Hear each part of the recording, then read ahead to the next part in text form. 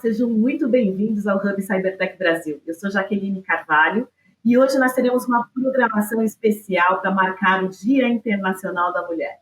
Para isso, nós convidamos 5 super profissionais que são referências em suas áreas de atuação em cibersegurança, em carreira, em liderança, em empreendedorismo. Nossas convidadas são Carolina Bosa. Bom dia, Carol. Muito obrigada pela participação. Bom dia, tudo bem? Bom dia, meninas. Bom dia. Bom dia. Daniele Primo. Oi, Dani. Oi, gente. Bom dia. Obrigada pelo convite. Fernanda Vaqueiro. Oi, Fernanda.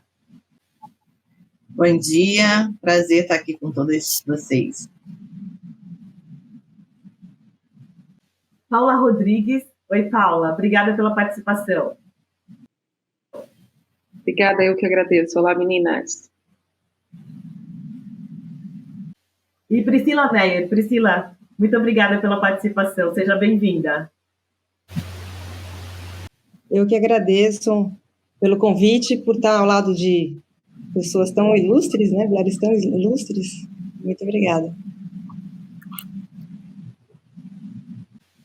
Ao longo da programação, elas mesmas vão nos contar como chegaram à área de cibersegurança, de segurança da informação, os percalços e os atrativos da profissão. E também vão nos contar como é a participação da mulher nesta área que ainda é muito masculina. Só para dar um parâmetro, na entrevista que nós fizemos na semana passada com a Andrea Tomé da Wonse, nós conversamos sobre vários assuntos, mas ela trouxe um dado que chamou muita atenção. A participação feminina em cibersegurança é estimada em 25% no mundo e apenas 13% no Brasil. Apesar de pequeno, o grupo de mulheres em cibersegurança é poderoso e este é um cenário que pode ficar para trás. Vamos ouvir as nossas convidadas. Meninas, eu gostaria que vocês se apresentassem e contassem como é que chegaram ao mercado de cibersegurança, começando pela Carol. Vamos lá, então. No meu foi um golpe forte, assim, porque eu me formei em ciência da computação, sempre quis fazer exatas, o que eu não sabia. Então, aquela adolescente quase adulta, fui para essa área porque eu sabia que se eu fosse para alguma outra área de exatas, as matérias eu ia aproveitar várias. Eu vi que eu não tinha talento nenhum para ser desenvolvedora, que é onde os meus colegas, a maioria, foram trabalhar com desenvolvimento, banco de dados, e aí me indicaram, um amigo meu me indicou numa área de pré-vendas, que é uma área que você usa seus conhecimentos técnicos para ajudar os processos de vendas, porque eu sempre quis trabalhar com pessoas, né, e numa área de ciência da computação é difícil, né, geralmente é máquina e código, e eu caí numa área de pré-vendas na área de segurança. Então, assim, eu não sabia o que era e vi que foi uma área muito bacana. Eu me interessei e não saí mais. Então, eu não queria ir para a área de pesquisa, não queria ir para a academia. E quando eu vi que segurança é um negócio muito bacana, que estava crescendo, eu tive a sorte de cair ali, falei, agora eu não largo mais. Então, foi assim que eu cheguei na área de segurança e larguei a área técnica. Hoje eu trabalho na área de vendas e negócios. Super interessante, Carol. Dani, conta como é que você caiu nessa área. Bom, vamos lá. A história eu acho que é meio longa, assim. Eu até estava contando um pouco para a Pri, né? Eu acho que, às vezes, o caminho aparece para ti, sabe? Eu estudava ciência antes na faculdade e, por motivos financeiros, como sempre, a gente precisa ter um plano novo, né? Então, assim, na época, uns 4 anos atrás, eu estava pensando que área que eu ia conseguir trabalhar com os recursos que eu tinha. E aí, quando eu digo recursos, eu digo, sei lá, você só precisa de uma máquina, sabe? Para começar. Então, foi o que acabou acontecendo. E uma vez eu fui numa aula de biologia, gente, que tinha um DNA, e eu achei muito maneiro. Caraca, vocês conseguem analisar o DNA da máquina programando muito maneiro, por que não programar? Então, e aí eu fui para essa área assim, eu fiz outras coisas, eu atuei como suporte técnico, atuei como desenvolvedora de software, e mesmo assim, eu acho que os eventos também ajudaram, então, muito obrigada, Pri. Conheci aí pelos eventos, acabei participando de eventos de segurança da informação e eu percebia que, mesmo quando eu estava atuando como desenvolvedora, a área sempre me atraía ainda, né? Então, eu continuei ali lendo a The Hack, gente, The Hack também. E assim, é absurdo as oportunidades que a gente tem dentro de segurança da informação. Então, eu estou aqui também para descobrir aí junto essas novas oportunidades. Assim, eu gosto de pesquisa e é uma área que você está sempre aprendendo coisas novas, assim, todo dia, o tempo inteiro. Então, eu acho que foi assim que eu cheguei aqui, galera. Foi, assim, um salto da fé e eu apostei nisso agora e é isso que eu gosto de estar seguindo. Bacana, Dani. Fernanda, como é que você chegou à cibersegurança? Então, acho que minha trajetória foi um pouquinho parecida com a da Carol. Eu também fiz ciência da computação, eu queria muito trabalhar com investigação, na verdade. E aí, logo de cara, eu descartei a parte de desenvolvimento. Mas a faculdade, ela não dá essa quantidade de informações, né, e nem dá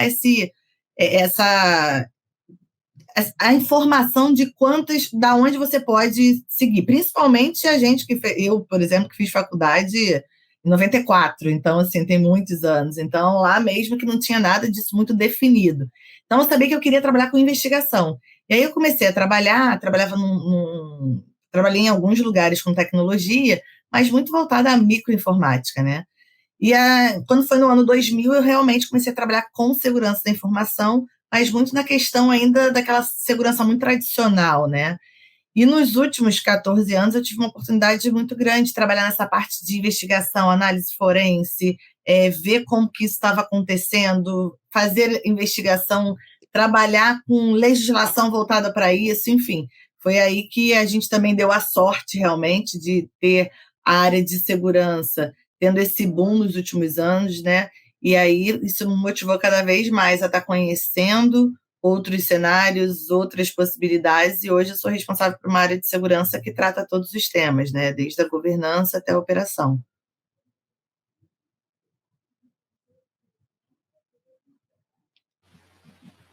Paula, conta pra gente a sua história. Acho que a história se repete, né? Ou seja, talvez de uma ordem diferente da Carol e da Fernanda.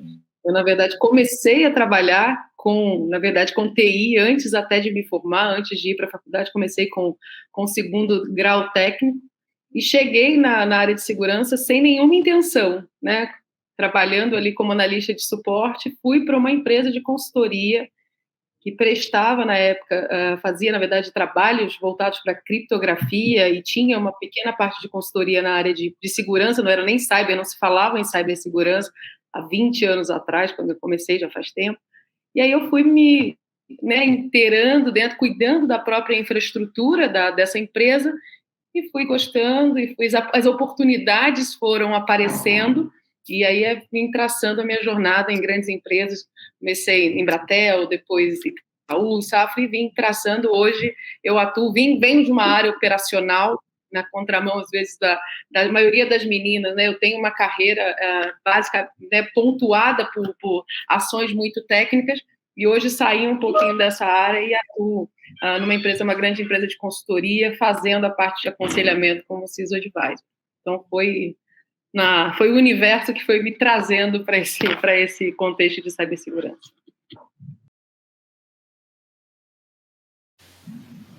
Maravilha.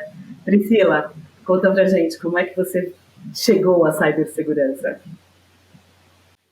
Eu acho que a minha história é um pouco parecida com a da Paula. Só que eu sempre tive muito interesse por tecnologia desde muito nova, e eu tive a chance de ingressar na área de TI quando eu cursava processamento de dados no ensino médio. E foi curioso porque eu trabalhava numa videolocadora com 15 anos e tinha lá um sistema de gestão Eu tenho que explicar para a Dani, né, o que é uma videolocadora. Tinha um sistema de gestão onde Não, gente, eu também. Eu locadora, eu tô chocada. Eu acho que eu importunava tanto essa software house, né, responsável pelo sistema, que eles me chamaram para trabalhar lá com 15 anos. E aí eu me formei em matemática e lá para os meus 21 anos eu trabalhava como consultora numa empresa que é uma integradora de tecnologia, que começou a revender um sistema de segurança e me colocou como responsável, já que eu tinha já interesse pelo assunto, eu já estudava bastante o assunto naquela época, não tinha quase nada. E a partir daí minha trajetória em cibersegurança ela foi muito pautada em consultoria. E ao longo dessa trajetória eu percebi que as tecnologias elas evoluíam muito e que as pessoas que operavam essas tecnologias eram negligenciadas. E foi aí que eu fundei a Esquive, que é uma spin-off da Flipside, que eu também, né, fui cofundadora, e que ajuda as empresas a tornarem os seus usuários a camada mais forte de proteção dos seus dados, né, por meio da educação e da conscientização.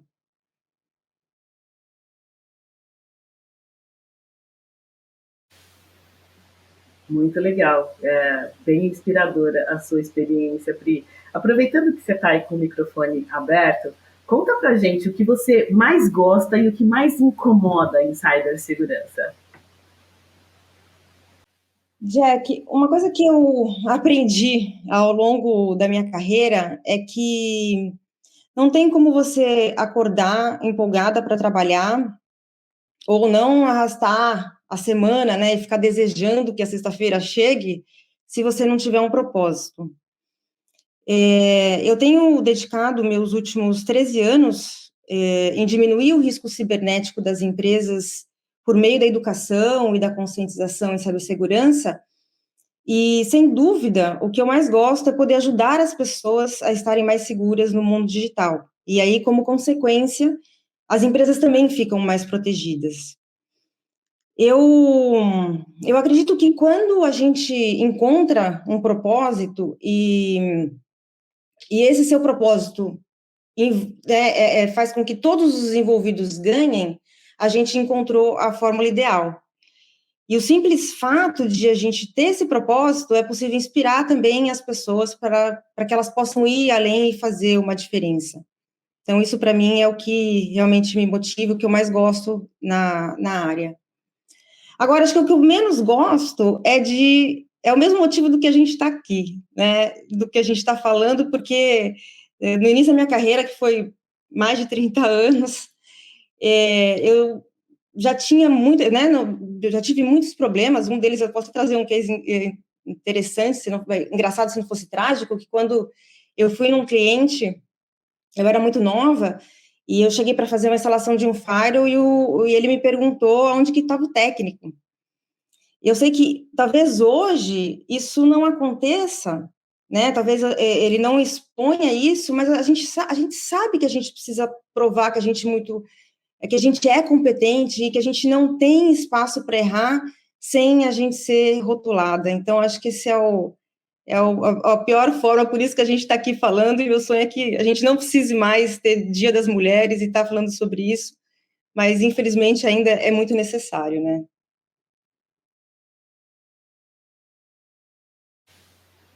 Infelizmente, se não pela fala, ao menos pelos olhares, a gente é desafiada todos os dias, né? Dani, o que mais te incomoda e o que você mais gosta em cibersegurança? Vou começar falando de boa também, né? Que eu mais gosto, acho que acho que não só em cyber, mas em TI em si, são as comunidades de tecnologia. É uma das áreas onde a gente tem uma comunidade em si muito forte, e não só no Brasil regional, mas no mundo, assim. Eu acho incrível como, quando você está passando por um problema, sempre vai ter outro ser humano no mundo que também passou por aquele problema e vai te ajudar, sabe? Assim, a vontade das pessoas de ajudarem umas às outras, seja no evento, compartilhando conhecimento, seja tirando uma dúvida no Stack Overflow da vida, num fórum. Eu acho isso massa, e a capacidade das pessoas de se conectarem umas com as outras, eu acho incrível. E eu não vejo isso tanto em outras áreas, sabe? Então as pessoas se ajudam muito, e isso é incrível, e eu amo, e eu gosto também de ajudar a comunidade, de ajudar outras pessoas, porque é massa. O que eu menos gosto, eu acho que, poxa, me incomoda muitos estereótipos, sabe? Essas limitações das pessoas, por exemplo, quando eu trabalhava com back, parecia que o pré-requisito para trabalhar com back era odiar o front-end, e quando eu vim para segurança, parece que acontece de novo, o pré-requisito para você ser duplo team é odiar o red team, e começa essas tretas, sabe? E eu acho que o que eu menos gosto, de verdade, são os estereótipos, assim. E para falar dos estereótipos que cruzam um pouco com o que a Priscila falou, você tem uma persona específica na imaginação das pessoas, que é a segurança. E aí a pessoa precisa cruzar um caminho X, ela precisa ter aquele pré-requisito, e se você não tiver, você não pode vir, sabe? Eu fui muito julgada quando eu migrei de área, porque eu estava estável, eu estava lá na profissão de sonho de uma galera, e assim, não, vou para segurança. E parece que é proibido, assim, é proibido tu migrar. Você tem que estar numa carreira X, então eu acho que o que eu menos gosto é isso, essa coisa que as pessoas têm, que você não pode mudar, você não pode ir para segurança se você não começou de lá, se você não veio de, talvez, ciências da computação, se você não veio de infraestrutura, é proibido vir para cá, sabe? Eu tenho essa impressão, assim, e as pessoas ficam muito chocadas quando eu falo que eu migrei, e eu não entendo, de verdade, esse choque. Mas eu acho que é isso, gente. Paula, você migrou, né? Já fez alguns passeios aí nos setores. O que você mais gosta e o que mais te incomoda?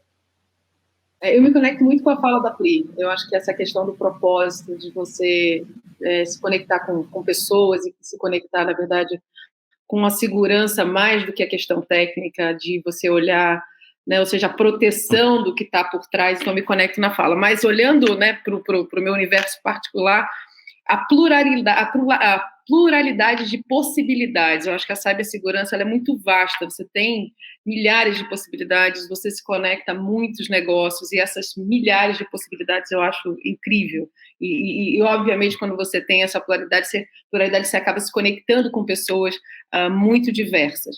E o que eu não gosto, vindo, né, de um background de área operacional, é a iminência do risco o tempo inteiro, né? A gente está sempre preocupada com aquilo que pode acontecer, a gente está sempre com aquela sensação de insegurança, porque você sabe que vai acontecer algo, você precisa só saber se responder. Então, acho que da carreira, acho que é o que eu menos gosto, é essa sensação de insegurança.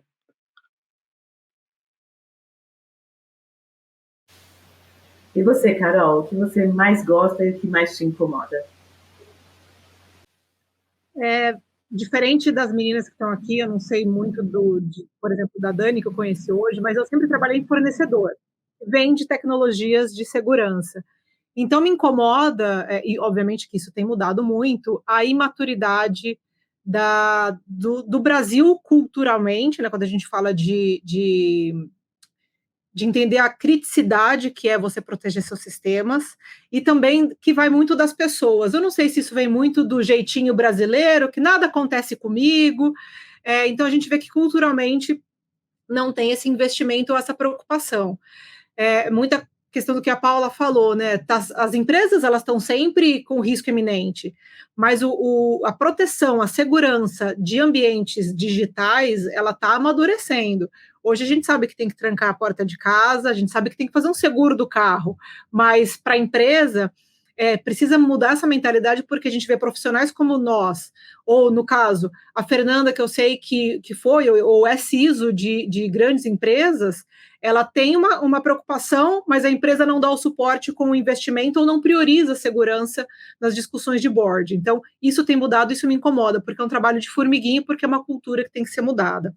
Por outro, eu me apego também muito o que as meninas falaram, é uma área totalmente viva, então ela muda a cada dia, você é desatualizado a cada dia, então você tem que estar constantemente aprendendo, e diferente da minha cabecinha míope de quando eu me formei, que eu falei, segurança é só trabalhar com segurança de redes e essa coisinha de pré-vendas, hoje eu vejo a quantidade de opções. Então, eu não gosto de código, vai trabalhar com pessoas. Então, tem toda uma área com trabalho que eu vejo a Priscila e as empresas que ela passou e que ela atua hoje, trabalhando com pessoas e como isso é importante na cibersegurança. Então, essa falta de rotina, essa novidade, a cada dia uma coisa nova, a cada dia um risco novo, um ataque novo que deve deixar, né, a Paula e a Fernanda de cabelo em pé, é algo que me fascina. Então, é um misto de frustração com a imaturidade que está mudando e esse fascínio dessa carreira viva e tão vasta que a gente tem aí para trabalhar.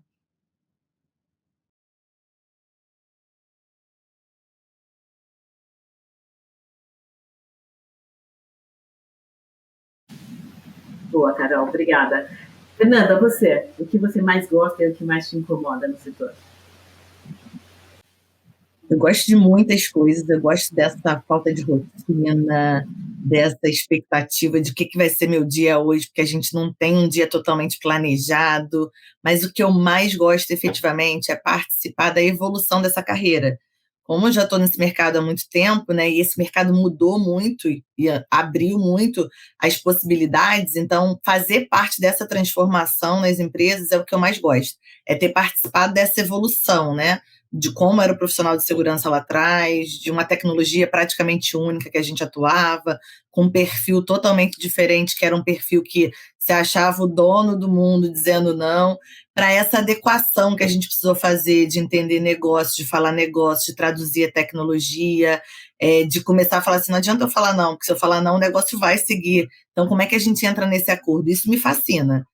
O que eu não gosto? Um pouco do que a Paula falou, né? Não tem uma noite que eu não acorde, não olhe o celular para ver se não aconteceu alguma coisa. Então, essa iminência do risco, da possibilidade de acontecer alguma coisa, de dar alguma coisa errada, por mais que você proteja, por mais que você ensaie, por mais que você conscientize, isso é uma coisa que me incomoda um pouco. E também a questão exatamente que a Carol falou, que é a maturidade das empresas como um todo. A gente fala de segurança há muito tempo, segurança passou a estar no ambiente que todo mundo já lê, seja no jornal, seja na televisão, isso já faz parte do dia a dia dos executivos, mas ainda existe uma baixa maturidade no geral nas empresas do investimento, de acreditar que aquilo vai acontecer com você, então isso me incomoda um pouco. Ô, Dani, você como representante mais jovem aqui no nosso bate-papo, eu queria saber de você se tem uma pessoa que te inspirou a chegar a essa área. Por quê? Eu tenho ouvido muito que as meninas não têm referências, tanto na engenharia quanto em tecnologia e principalmente em cibersegurança. Tem uma pessoa que você considera que a sua inspiração, que você gostaria de se igualar? Nossa, são várias inspirações, assim. É difícil colocar uma pessoa em específico. Vou fazer uma homenagem aqui então, hein? Vou falar aqui de uma pessoa que trabalhou comigo na última empresa que eu atuei. Mas, gente, são várias, por favor. Meu coração é cheio de pessoas na minha carreira, principalmente da comunidade. Gente, não tenha ciúmes, aqui é a pessoa de segurança, tá? Então, vou citar ela. A Rachel Bullman, eu atuei com ela na última empresa e, gente, eu não tenho como expressar o tamanho da genialidade da Rachel. Assim, a capacidade dela de inovar, transformar, assim, um problema numa solução é incrível. Então, ela me inspirou muito e eu consegui aprender muito com ela. E eu acho que a gente tem que ser persistente, né? Não tem jeito. Então, você tem muita oportunidade e eu me inspiro, assim, eu me inspiro nas mulheres que persistem, não só em segurança, tá? A Rachel, por exemplo, é de segurança, mas são várias. Então, eu participei de comunidades, por exemplo, a X-Sharp, que é do Developers BR. A galera me ajudou muito a estar aqui. Sem elas, eu tinha desistido mesmo. Assim. Sem as comunidades, eu tinha desistido, galera, porque é muito difícil.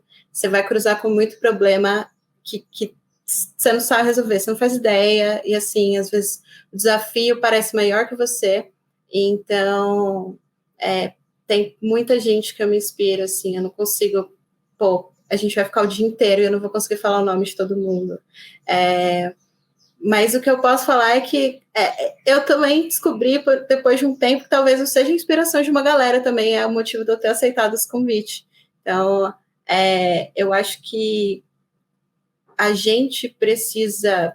Eu queria só falar uma coisa que eu acho que é importante, não só para mulheres vão passar por muitos problemas na área, mas não só mulheres, eu queria dizer que a gente precisa tentar, talvez, não pegar, talvez pegar isso como aprendizado, não fazer com o outro o que fizeram com você. Acho que isso é muito importante. Então, por exemplo, muita gente não me ajudou também. E foram mais pessoas que não me ajudaram. Mas essas pessoas não são exemplos para mim. Então, eu pego as pessoas que me ajudaram como exemplo e tento compartilhar o conhecimento, continuar passando essa tocha, sabe? Eu acho que é isso. Legal. Muito bom. Paula, você, nessa sua trajetória profissional, ainda há pessoas em que você se inspira?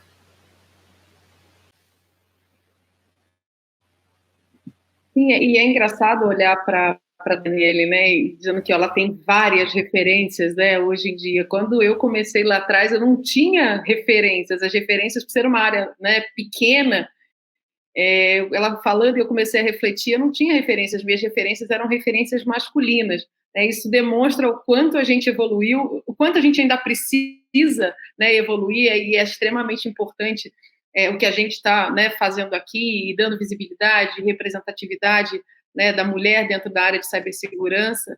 Mas hoje sim, e tenho o privilégio de ter grandes amigas que me inspiram. A Carol era o meu sonho de consumo quando eu, no meio da minha trajetória, eu falei, eu quero conhecer a Carol. Então hoje a Carol, a Andréa Tomé, né, ou seja, a Vanessa Pado, eu posso citar aqui inúmeras mulheres que têm uma trajetória, a Fernanda também, que vem, né, de uma trajetória ali muito próxima, no Rio de Janeiro, trabalhamos no mesmo prédio, a gente estava muito perto e mesmo muito distante, a vida acabou convergindo a gente, né, para estar aqui hoje, mas tenho hoje muitas mulheres e fico muito feliz pela Daniele não ter conseguido aqui trazê-las todas e citar tantas, né, se você me fizesse essa pergunta lá atrás, eu não teria tantas mulheres para citar, mas fico muito feliz e tenho grandes amigas e acho isso fantástico. Acho que a gente tem que se colocar cada vez mais, se colocar disponível para que justamente as meninas tenham essa referência e se ajudem e se coloquem, que na verdade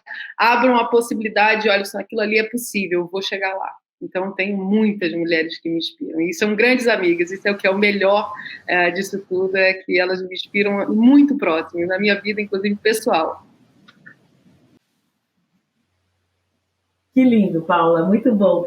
E você falou uma coisa bem interessante, né, que é essa disponibilidade e uma não largar a mão da outra, né, isso é muito importante.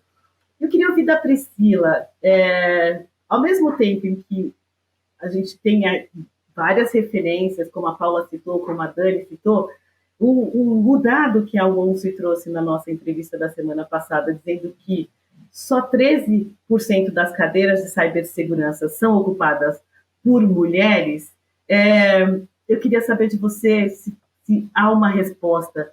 Por quê? Onde é que está a dificuldade?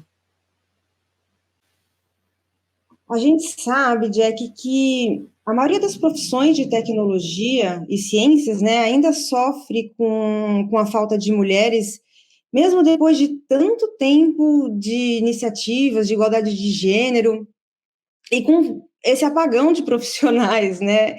É um contrassenso isso, né? E eu vejo que a questão é que essas profissionais, que essas profissões, na verdade, elas normalmente são vistas pelas mulheres como uma carreira que ela vai exigir que elas sejam muito mais bem-sucedidas do que os homens para se ter um tratamento igualitário. E, infelizmente, a gente sabe que isso é verdade, né? O quanto esses ambientes ainda são muito hostis. E mesmo que a gente veja uma tendência otimista, né, de que as mulheres, as novas gerações, elas estão já desconsiderando esses estereótipos, né, nas carreiras, o déficit que a gente vai ter vai demorar muito tempo para ser superado. E eu acho que, assim, o senso de minoria acaba imobilizando as mulheres e inibem delas de optarem a seguir uma carreira onde a maioria são homens, né? Então, eu já vi muitas mulheres, inclusive, formadas, que desistiram da área, foram para outra área por conta desse ambiente que às vezes não é confortável, muitas vezes, né? A gente pode aqui cada uma contar uma história triste ou de pessoas que já viu isso, não só dentro de cibersegurança, mas de outras áreas que tem muito mais homens, pelo fato de você ter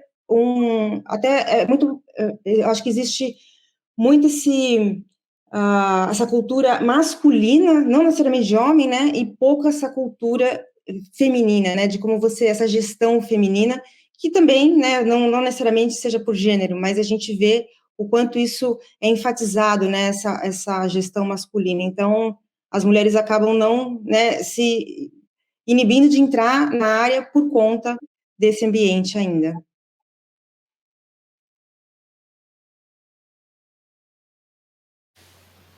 Fernanda, eu queria te ouvir também sobre esse tema. Como líder, né, você contrata mulheres?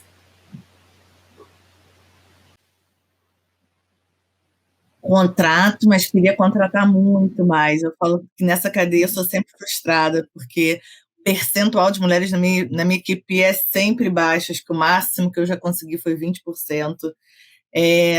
Toda vez que tem uma vaga, divulgo em várias comunidades, em vários lugares que são focadas para mulheres, mas a gente ainda tem, né, um déficit grande de profissionais no geral e ainda mais mulheres, né?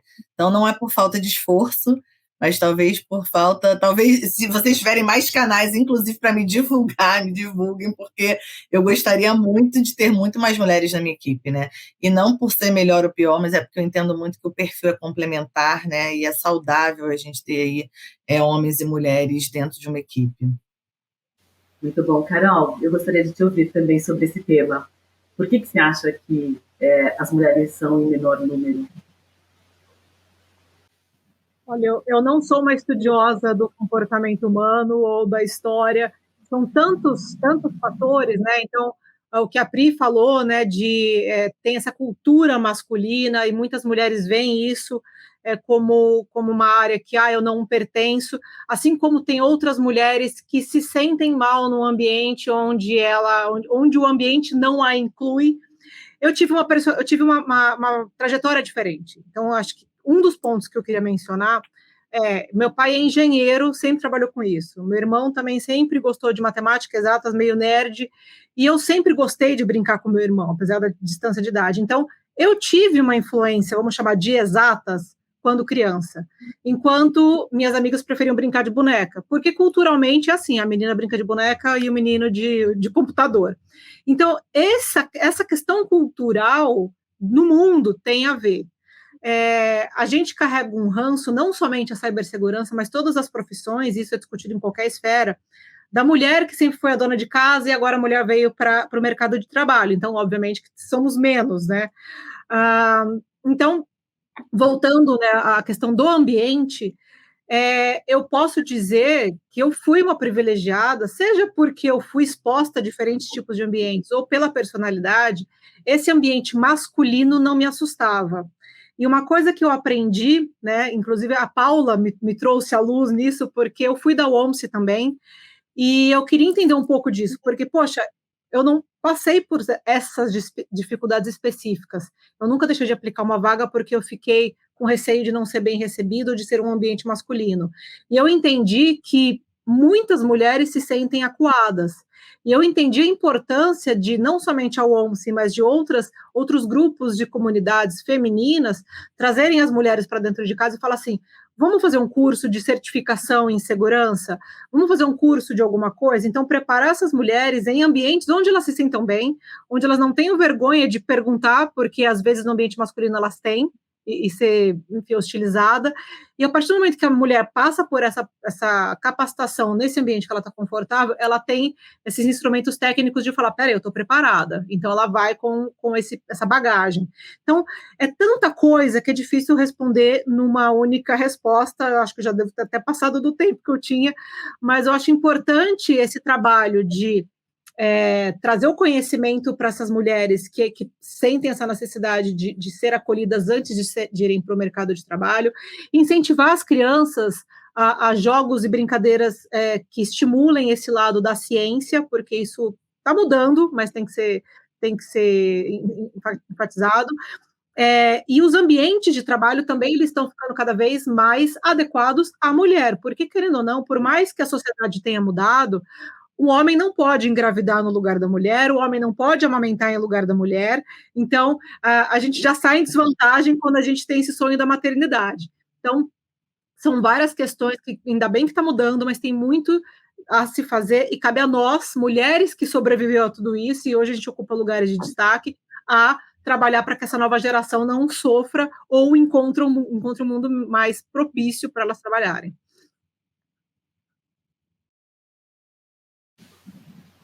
Dani, eu queria te ouvir também. Você que saiu mais recentemente da universidade, as suas colegas, você tinha muitas colegas na graduação, como é que era?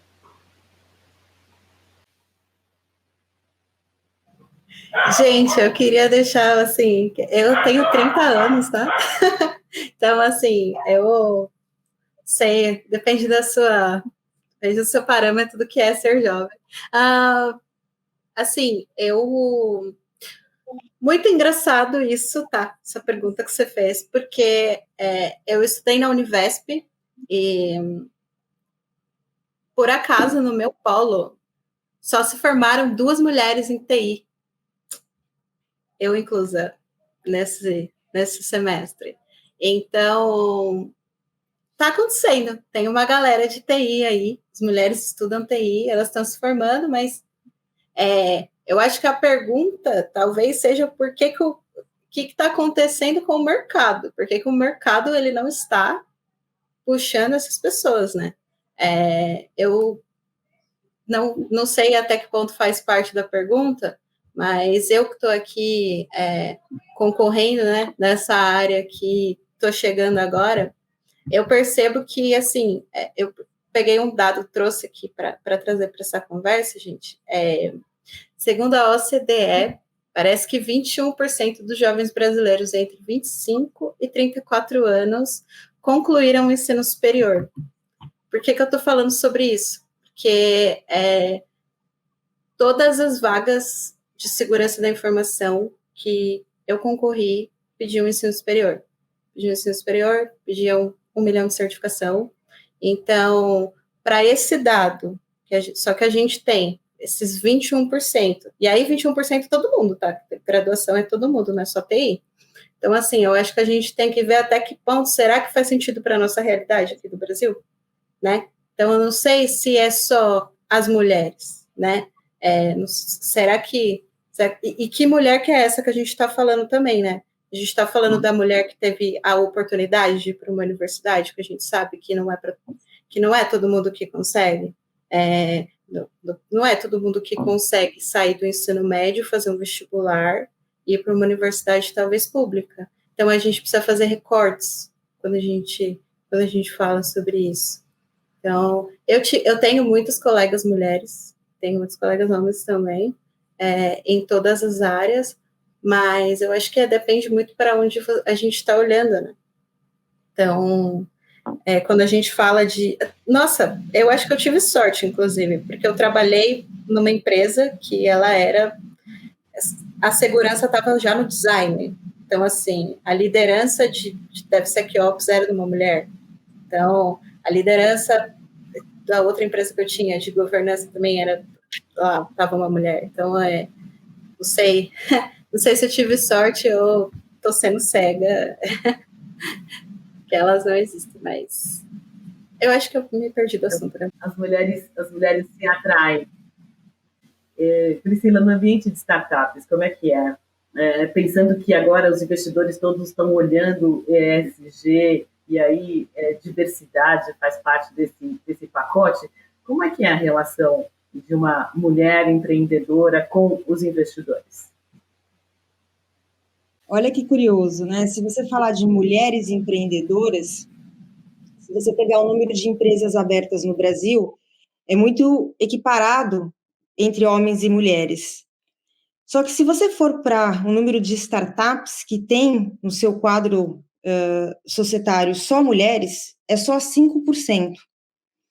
Isso mostra o quanto as mulheres empreendem no Brasil por conta da necessidade, né? E as startups, que normalmente elas são empresas de base tecnológica, que elas possuem um maior acesso a fomento, a venture capital, elas têm uma presença muito pequena. E isso a gente vê que é muito um cenário brasileiro, mas eu acho que traz muito também o que a Carol falou, né? As mulheres, elas não, diferente até da experiência da Carol, mas a maioria das mulheres, elas não têm um estímulo de aceitar risco, né? E para você ter uma empresa, uma startup, você precisa ter esse estímulo, que normalmente os meninos, eles são muito mais estimulados a isso. E por isso que as mulheres, elas empreendem quando elas realmente precisam, né? Vai com a cara, a coragem. E no meu caso, foi até uma trajetória onde eu tive a sorte de entrar numa área onde se tem muita oportunidade, mas eu não tive, por exemplo, essa base, né, dentro de casa com alguém que me estimulasse a ir para a área técnica ou ter mais essa coisa de, junto com os meninos, né, de você poder olhar e ser estimulado de maneira diferente para você assumir riscos. Então, ainda é um grande desafio que a gente tem de ter mulheres aí treinadas, né, de alguma forma, para conseguir assumir riscos maiores e poder ter acesso a tantos benefícios que as startups têm, né, dentro do ecossistema de empreendedorismo. Então, eu acho que ainda... Só para você ter uma ideia, em 78, eu estava vendo um número onde não tinha nenhuma mulher CEO, né, e hoje, se tiver no mundo, né, 12%, uma média mundial, é muito pouco ainda, né, então a gente tem ainda muito para evoluir em relação da mulher, até para a gente conseguir, de alguma forma, sanar essa lacuna que a gente teve, né, ao longo de tantos anos. Então, a gente precisa agora fazer com que esse cenário realmente mude.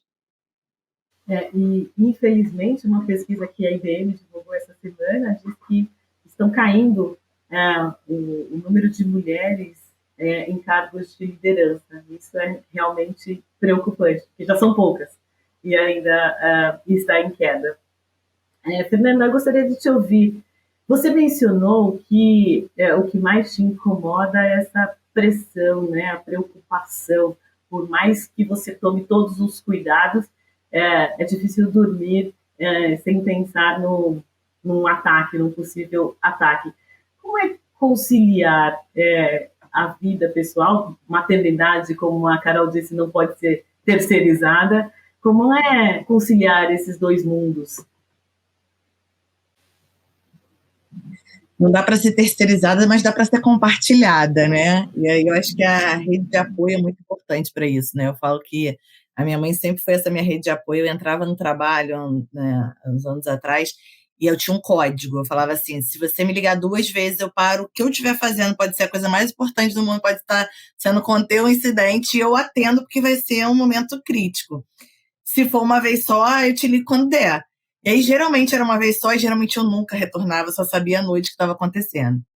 Aí, há 8 anos atrás, minha mãe faleceu, e aí a gente está tentando hoje, eu, meu pai, meu marido, a Renata, que me ajuda aqui em casa, e minha tia, dar conta do que ela dava, né? Então, assim, a rede de apoio, seja com uma pessoa com 5 ou com 10, ela é essencial para a gente conseguir controlar isso, né? Eu sempre falo que não adianta falar assim, mas sua vida é equilibrada, você é feliz em todos os lugares. Não. Todas as vezes a gente tem que olhar para um campo e falar assim, agora eu estou precisando priorizar o casamento, agora a vida, né, de mãe, agora o trabalho. Então, a gente vive equilibrando esses cenários e trabalhando para evitar qualquer tipo de impacto, seja na vida dos filhos, do marido, na nossa, no trabalho. Então, é um desafio bom. Mas acho que, né, eu acho que essa é uma das habilidades, né, que a gente tem enquanto mulher, que é conseguir lidar com muitas coisas ao mesmo tempo, né?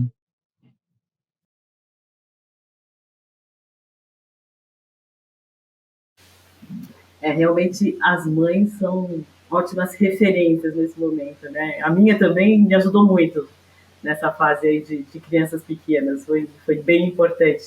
Ô Dani, você trocou de lado, você comentou que trocou de lado da mesa. Como é que tem sido a sua jornada? Isso dificulta de alguma forma?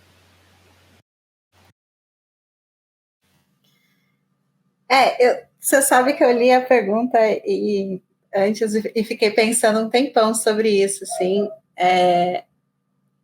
Eu gostaria de fazer uma analogia sobre isso. Tu imagina uma banda. Numa banda, tu tem várias pessoas, vários membros da banda, certo? E aí a gente tem, sei lá, um vocalista que por acaso também toca piano. A gente tem um guitarrista, eu sou guitarrista que também é backing vocal, beleza? Pensando sobre isso, aí eu penso sobre mim. E é praticamente isso, tá, galera? Eu vir para a segurança, eu não deixo de ser desenvolvedora, eu não deixo de ter skills de talvez um suporte técnico, que é você fazer um debug em umas paradas e você descobrir por que aqui não está funcionando. Então, assim, as coisas se acrescentam.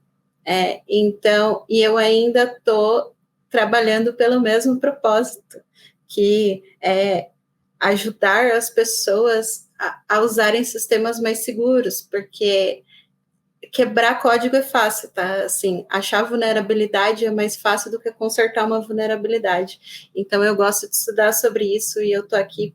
Eu vim para cá, eu não saí de uma área, né? Eu vim para fazer um plus. Então, eu acho que hoje em dia é um plus. Eu continuo estudando, continuo estudando. Programação está em tudo. Então, a gente continua estudando também. A gente tem agora inteligência artificial, que eu gosto também de estudar. Eu acho que eu nunca mudei de cadeira, assim, eu só nunca mudei de lado, né? Eu só acrescentei coisas ao meu objetivo, né? Então, que é ajudar pessoas, né? Eu só estou ajudando de mais formas, mas acho que eu ainda estou com a engenharia, tá, galera? Não abandonei a engenharia. Hoje tá vocês. A gente está caminhando muito rápido com as novas tecnologias. Queria saber de vocês, primeiro a Fernanda, depois a Paula, o que mais preocupa hoje, pensando no ambiente corporativo? Mas o que mais me preocupa é hoje o investimento versus a necessidade de rápida reação versus a escassez de profissionais, né, essa rotatividade, não consigo mais acompanhar quem está onde, né, porque muita gente mudando o tempo inteiro. Então, essa dificuldade de retenção versus aí o comprometimento, investimento, a visibilidade das empresas em relação ao risco cibernético associado ao negócio.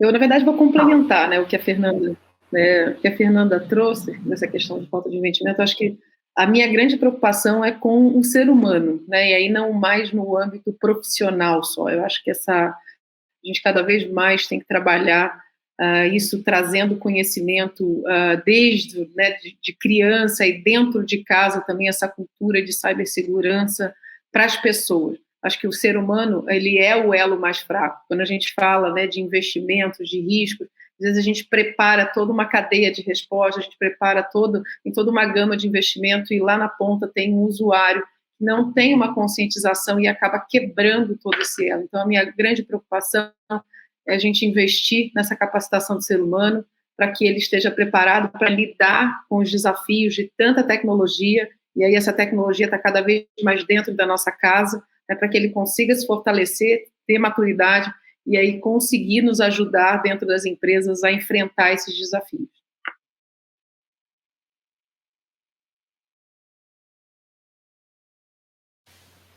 Agora eu queria falar sobre os salários, né, a remuneração da mulher. Historicamente, mulheres ganham menos que os homens. Nessa área em que se vive o pleno emprego, a falta de profissionais, essa equação se repete? As mulheres ganham menos que os homens? Fernanda? Eu não tomo um bom ponto desse cenário, eu acho que eu nunca tive esse problema, sempre falo isso né, quando sou questionada, acho que eu tive uma grata oportunidade onde eu não tive essa dificuldade de remuneração, apesar de ter ciência que isso ocorre sim, de ter várias pessoas que eu conheço que têm essa dificuldade, mas hoje, aliás, ao longo da minha carreira, eu não tive essa diferença salarial para um homem, então não tem muito lugar de fala nessa questão especificamente. Paula? Eu estava outro dia, eu achei essa pergunta interessante, linka com algo que eu estava lendo dias atrás, e a gente fala muito dessa questão do salário apenas, né, como um indicador da diferença quando a gente fala das mulheres no mercado como um todo, né, que a gente fala aí gira da ordem de 20%, até tem uma pesquisadora nessa matéria que ela estava falando, que nós mulheres poderíamos parar de trabalhar no dia 18 de outubro, porque a gente trabalha 78 dias a menos, poderíamos trabalhar com o salário que a gente recebe 78 dias a menos que os homens, né? E ela fala também sobre outros indicadores, a gente acaba pautando muito no salário, mas ela fala sobre quantidade de horas trabalhadas, a mulher tem mais horas trabalhadas com relação aos homens, a gente tem mais índice de desemprego comparado aos homens, a gente tem, quando a gente olha dentro de um ano, né, a defasagem em termos de salário, a defasagem, quando você calcula, ela é uma defasagem maior em cima do salário das mulheres. Então, a gente, sim, permanece nessa jornada. Historicamente, essa diferença ela vem melhorando, mas muito tenuemente, né? Ou seja, a gente tem ali pontinhos percentuais aumentando, mas a gente precisa olhar também, para além da questão salarial, para esses outros indicadores, que é algo histórico, sim. Eu nunca me preocupei muito com essas questões de olhar para o parceiro do meu lado, então, como a Fernanda, eu não tenho uma visão muito clara, olhando particularmente para a minha carreira, que eu sofri isso, eu não tenho lá, não, eu tenho aqui um histórico, eu tenho um dia ou uma empresa que eu tenha trabalhado, eu nunca me atentei a isso, mas olhando para o cenário, né, ou seja, econômico, mundial e todos esses indicadores, é óbvio que a gente não está nessa desvantagem apenas na questão salarial, mas todos esses outros pontos que foram levantados nessa reportagem. Então, meninas, dia 18 de outubro a gente para de trabalhar, porque o restante do ano a gente não está sendo paga. Cumprimos a meta em 18 de outubro. Muito bom. Dani, você percebe essa diferença salarial? Com certeza. E é todo um truque, né? Se você for parar para pensar, porque assim, eu vejo, por exemplo, eu estou fazendo vários processos seletivos, então a gente tem que entender qual que é o posicionamento da pessoa. Então, se eu tenho um sênior, uma pessoa sênior, ela negocia salário, galera. Ela pode negociar, porque ela pode escolher que empresa que ela trabalha. Agora, quando a gente tem uma pessoa mais júnior, quando a gente tem uma pessoa mais estagiária, e quando a gente coloca um agravante, que é a pessoa que precisa de qualquer emprego nesse momento, porque senão vai apagar a luz da casa porque ela não pagou. Então, a gente tem uma pessoa que não vai negociar salário. Então, assim, geralmente, talvez eu acho que por uma questão que tem mais... É que a gente vê... Eu falando por mim, geralmente eu concorro com mais homens a qualquer vaga, e um cara vai lá e vai negociar salário. Mas, assim, eu, por exemplo, não sei até que ponto que eu posso negociar salário, porque eu sei que, mesmo se eu não negociar salário, eu corro o risco de não ser aprovada pelo simples fato que eu sou mulher. Pelo simples fato que, voltando um pouco no começo da conversa, a gente teve a história da Pri, que foi lá configurar o faro e a pessoa perguntou cadê o técnico. Então, assim, são essas pequenas agressões diárias que a gente sofre todos os dias, e elas existem, elas estão aí, e eu tenho consciência de que, por vários motivos, eu posso não ser contratada. Eu participei de uma outra call, que eu falei sobre a questão do endereço. Então, assim, dependendo do seu endereço, se a vaga for presencial, se a pessoa que está te recrutando vê que você mora numa periferia, a pessoa não te contrata. Então, você depende muito da opinião de uma outra pessoa para ser contratado. Geralmente, a sua habilidade técnica não é a primeira coisa.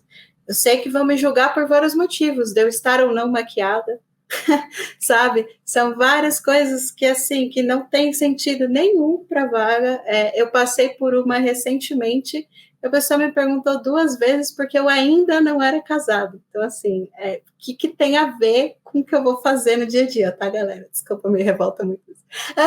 Porque eu não tenho escolha, eu preciso me casar, é isso? Entendi que eu não tenho escolha. Pré-requisito para essa vaga é ser casada, né? Eu não vou ser contratada porque eu não sou casada. Então, só queria compartilhar isso, que acontece muito, acontece o tempo inteiro. Eu imagino que não seja nada incomum esse tipo de pergunta. Pensando nisso, eu tenho aqui a derradeira pergunta para vocês: o que significa a expressão mimimi? Quando as pessoas não sabem dizer, não sabem definir exatamente qual é o seu grau de reclamação, elas dizem que você está com mimimi. Carol, o que significa essa expressão para você? Eu já fui julgada uma vez que eu falei mimimi, eu falei, poxa, eu não sabia o poder dessa expressão.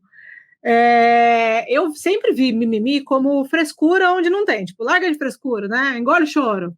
Tá com medo, vai com medo mesmo. Porque eu vejo que, assim, claro, estamos aqui falando sempre, claro, Dani, um absurdo que você acabou de falar do casamento, né? Mas, ao mesmo tempo, existe uma força da sociedade brigando para que a mulher tenha melhores posicionamentos e que a mulher tenha o seu espaço. Tem muita mulher, gente, não estou generalizando, estou falando que tem um grupo grande dessa minoria a qual nós pertencemos e nós temos a responsabilidade de mudar essa cultura. Tem muita mulher que, como a Dani falou, às vezes a candidata ela é desclassificada porque ela é mulher. Existe sim esse preconceito, e existe um viés da pessoa que está contratando, e às vezes a pessoa que está contratando é mulher, falar entre um homem e uma mulher, eu vou contratar o homem. Então existe sim. Mas, ao mesmo tempo, existem mulheres que não são classificadas ou contratadas e enfia na cabeça que eu não fui contratada porque eu não sou mulher. E, às vezes, você é incompetente. Sim, desculpa a minha clareza, mas uma vez teve uma discussão dessa num grupo, falando assim, eu não recebo aumento e o meu colega recebeu. Aí um amigo, inclusive conhecido de todos aqui, ele falou, gente, chefe não dá aumento para ninguém. Então, se o seu amigo homem pediu aumento, ele tem mais chances de ganhar aumento que você que não pediu. Então, vai também dar ousadia, nesse caso do aumento. Então, não se recolha a sua insignificância por você ser mulher, não é isso. Então, você tem que entender que, será que eu estou preparada para a vaga? Uai, se inscreve, o máximo que você tem é um não.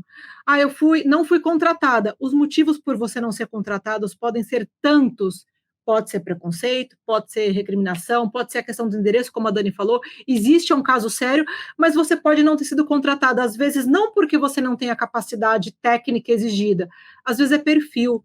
Tem uma questão na entrevista, é tão importante você fazer uma entrevista presencial ou com vídeo, porque tem aquele clique. Se você clica com a pessoa, ou se você não clica, é uma variável que você não consegue colocar no papel. Então, às vezes, você não passa num processo seletivo porque você não tem o perfil, não quer dizer que você é melhor ou pior. Agora, tem gente que entra nessa bolha da reclamação, ao invés de usar essa energia da reclamação para fazer alguma coisa mudar. Eu acho que muitas vezes existe essa reclamação sem fundamento, entra no mimimi. Porém, um dia, até contar que eu passei a tomar cuidado, porque às vezes pode ser ofensivo. Tem um contexto do mimimi que eu não sabia. A gente foi fazer um painel, se eu não me engano, estava a Fernanda, a Paula, eu acho que até a Priscila. Posso estar enganada. Mas eu falei, vamos lá, não sei o quê, mulherada, aqui não tem mimimi. Querendo dizer que era um negócio para cima, aqui vamos falar só de coisa boa.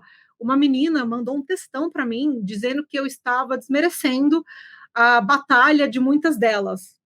Eu falei, poxa, ao mesmo tempo que eu posso falei um negócio engraçado, esse comentário para alguém que lutou tanto na vida para conseguir um espacinho ali na carreira foi ofensivo, porque essa pessoa deve ter ouvido tanto na vida, para de frescura, para de não sei o quê, para de mimimi, e aí eu vi o quanto a gente tem que tomar cuidado, volta muito ao que eu falei lá no passado da empatia. Então, existe um mimimi de frescura sem fundamento? Tem. Mas vamos tomar cuidado, e eu trago isso para mim, eu aprendi isso. E claro que eu vou errar muito e tenho sempre muito que aprender. Às vezes a gente acha que a mulher, que frescura. Cara, não é frescura. Eu não sei o que ela passou para chegar até ali.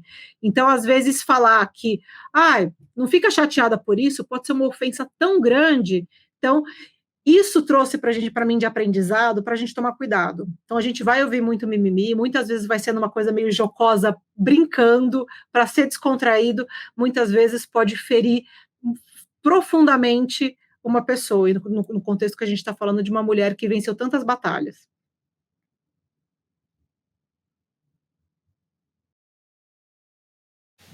Corretíssimo.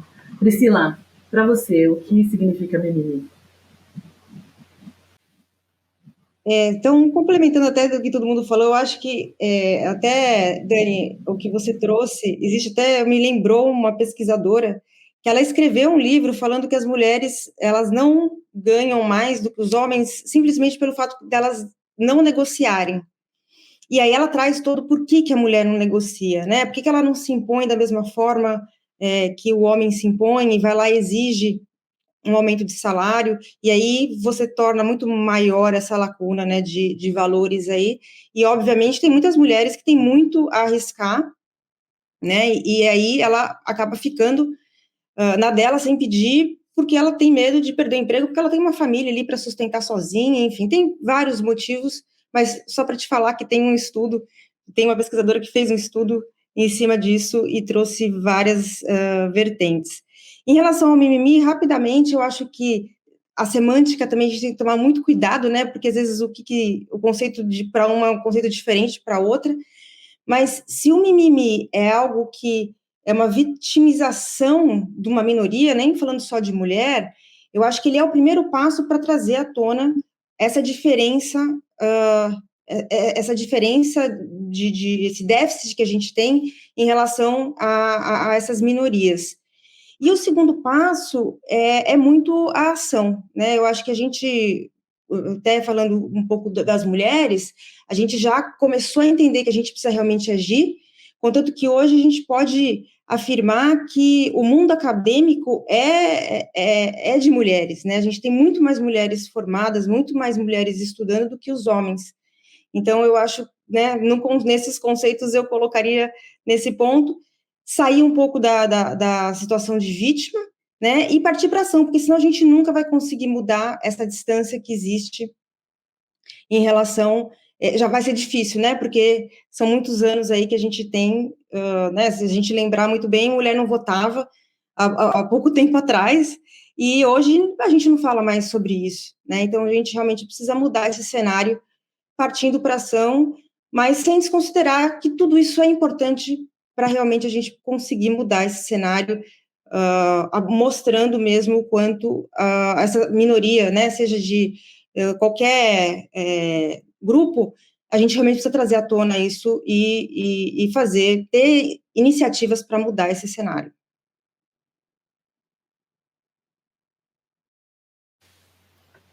Maravilha, meninas. Eu agradeço muitíssimo a participação de todas vocês. Espero que no próximo Dia Internacional da Mulher nós estejamos aqui comemorando várias conquistas, uma mudança de cenário do ponto de vista de liderança, de presença feminina nesse setor. E desejo a vocês um excelente Dia Internacional da Mulher. Muito obrigada. Obrigada, Jaque. Obrigada, meninas. Obrigada, gente. Obrigada.